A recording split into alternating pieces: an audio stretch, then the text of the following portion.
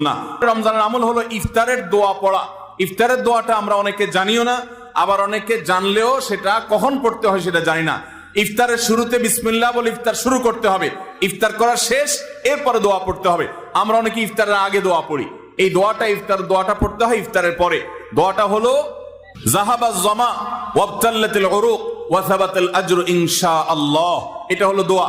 যাহাবাজ জামা মানে হলো আমার পিপাসা দূর হয়ে গেল, ওয়াবতাল্লাতিল উরুক আমি ইফতার করার মাধ্যমে প্রশান্ত হয়েছে, আমার শিরা উপশিরাগুলো সবগুলো সিক্ত হয়েছে, ওয়া সাবাতাল আজরু ইনশাআল্লাহ, এবং এই রোজার বিনিময় আল্লাহর কাছে সাব্যস্ত হলো ইনশাআল্লাহ।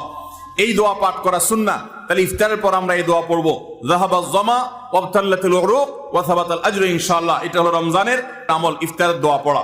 ইফতার